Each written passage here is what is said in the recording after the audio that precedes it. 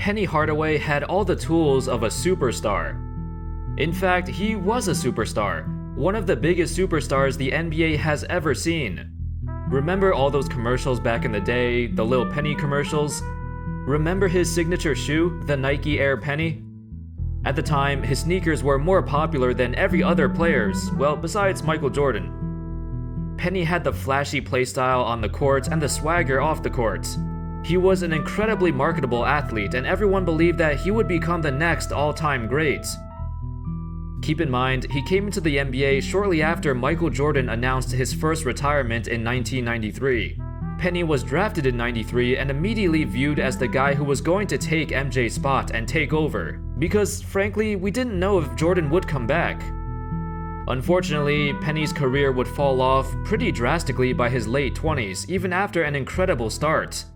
How's it going, folks? My name's Andy, and today we're going to talk about the downfall of former NBA superstar Penny Hardaway. But before we start, I'd like to give a shout out to my sponsor, SeatGeek. SeatGeek is an app that aggregates ticket prices from all over the web to help you find the best deals for games, concerts, Broadway shows, and other events. The prices marked in green are good, while the ones in red are bad. I've used the app to buy tickets before, and the process was very smooth. The app is very easy to use, and you can also see the view from your seats before you buy your tickets, which is my favorite feature. Use my promo code ANDY at checkout to get $20 off your first order. Thank you to SeatGeek for sponsoring this video. Alright, let's get started. Drafted with the 3rd overall pick in 1993, Penny entered the league at a perfect time.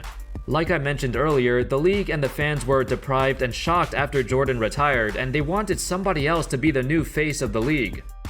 Penny, and then later on Grant Hill, they would be the guys fighting for that spot. So originally, he was drafted by Golden State, but then they did a trade, sending him to Orlando along with some future picks for the number 1 pick, Chris Webber, pairing Penny with a 21-year-old Shaquille O'Neal. His ball handling skills were amazing for a player of his size, and his phenomenal court vision is what separated him from other guards of his class. Initially, everyone was comparing him to Jordan because of their similar heights. But as his rookie season progressed, he was compared more to Magic Johnson. They were both super tall point guards, and back then, that was very uncommon.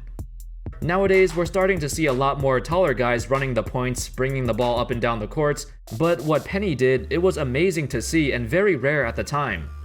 According to Shaq, in an interview, he was asked about the Magic getting Penny in the trade on draft night.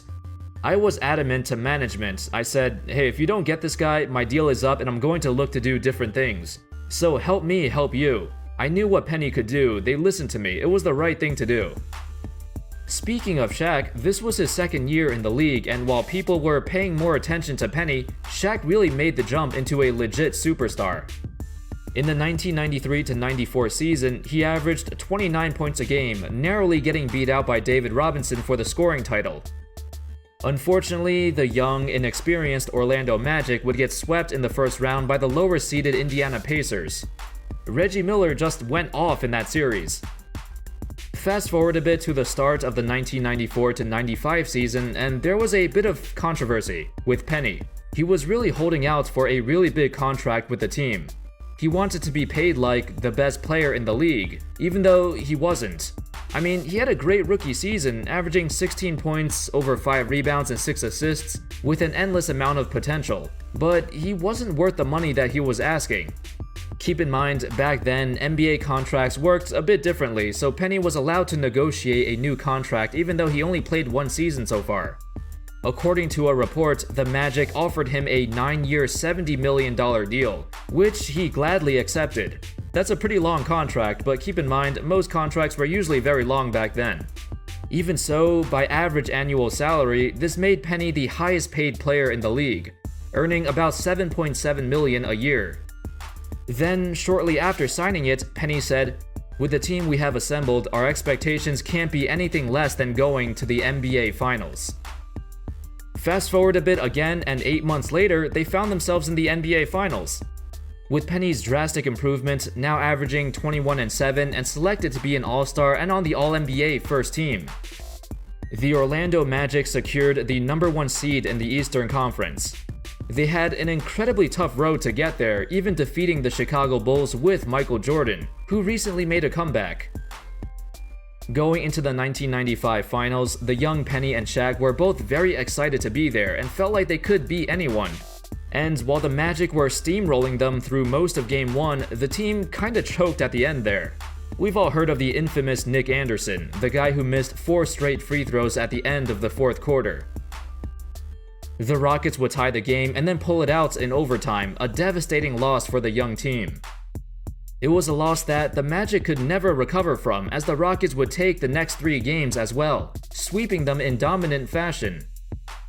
While this looked like the start of a brand new dynasty, a young team with 2 superstars ready to take over the NBA, it fell apart faster than you can blink. 1 year later, the Magic would win 60 games, the most number of wins in the Penny and Shaq era. But this time, they would get swept in the conference finals by Jordan and the Bulls, who wanted revenge. And after that, Shaq was gone and left to join the Lakers. So there's been questions over the years on why Shaq left so soon, and was there a feud between him and Penny? Many people nowadays say that it was mainly a contract situation, with the Lakers offering him more money, a 7-year, $121 million contract to get Shaq to go there.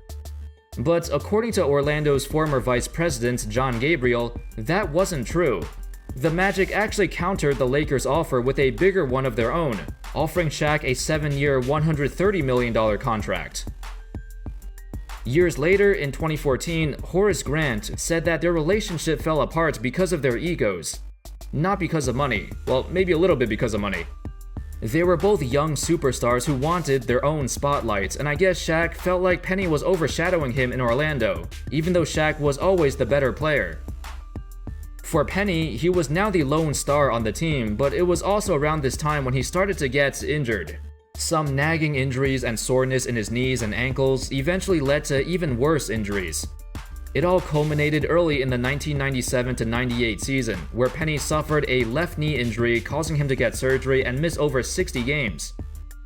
The knee problems would never go away, and when Penny did come back, he looked nothing like before. The explosiveness, the ridiculous athleticism, and the way he finished at the rim, it was all not completely gone, but he lost most of it.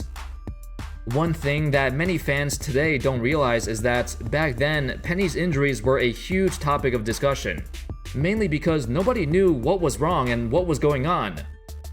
However, according to him, he said that his first real knee injury happened back in 1996, in the playoffs. He was facing the Pistons in the first round and something happened with Joe Dumars. Penny recalled, "It was in 1996, Joe Dumars, I'll never forget it. I was going up for a rebound and he slammed his knee right into the back of my knee. I don't even know if he knew that he hurt me, and from that point on, my knee never felt the same. It just hit me right in the back of the bone. As I extended, he was going for the rebound and he slammed it right into the back of my knee. I'll never forget the pain. I finished the series and we went on to the Eastern Conference Finals, but it never felt the same. It ended up being a torn meniscus, but it just never felt the same." Years later, Dr. James Andrews, the guy who performed ACL surgery on Adrian Peterson. Over the years, he studied Penny's injury history extensively. This is what he said. "It was very difficult to explain what was wrong with Penny Hardaway. He was a great guy, a competitive guy, but he had an articular cartilage injury, an injury to the smooth lining of the joint that allows the gliding of the joint. Back then, we didn't really have MRIs to make the diagnosis. Today, now you would see that on an MRI. It's still a nemesis and the hardest thing in treatment because the body doesn't have a way to regenerate it." When Penny returned in 1998 and he was, quote, "healthy," he was still nowhere near the same player as before, and the Magic eventually traded him in 1999 to Phoenix. There, he would form the notorious, infamous duo with Jason Kidd, known as the Backcourt 2000. Which worked out for like 1 year, and then Penny got 2 more microfracture surgeries on his knees and then missed another season. Then, for the rest of his career, from 2001 to 2008, he could never return back to form, and resorted to being nothing more than a role player. He would spend the twilight years of his career with the Knicks, but he missed the majority of his games there as he developed severe arthritis in his knees. By the age of 36, in 14 seasons, Penny finished his career playing a total of just 704 regular season games. That's roughly 50 games a season. But if we take out his first 3 healthy seasons, starting in 1996 and until 2008, Penny averaged just 42 games played per season. That's crazy. I mean, on average, he'd missed nearly half the season. But even so, the beginning of his career was so good that he was still a 4-time All-Star and 3-time All-NBA by the age of 26, and even won a gold medal in the Olympics. He was for sure on his way to a Hall of Fame career if it wasn't for the injuries, and who knows, maybe he will get in eventually. And that's all, folks. That sums up the story of Penny Hardaway. A tragic downfall to an otherwise incredible player. Even though his peak was so short, even shorter than Grant Hill's, he was still so popular. Even today, he still is. Anyway, let me know your thoughts on him and what's your favorite Penny Hardaway highlight? What's your favorite moment? Thank you everyone so much for watching. I hope you enjoyed the video, and as always, I'll see you next time. Peace.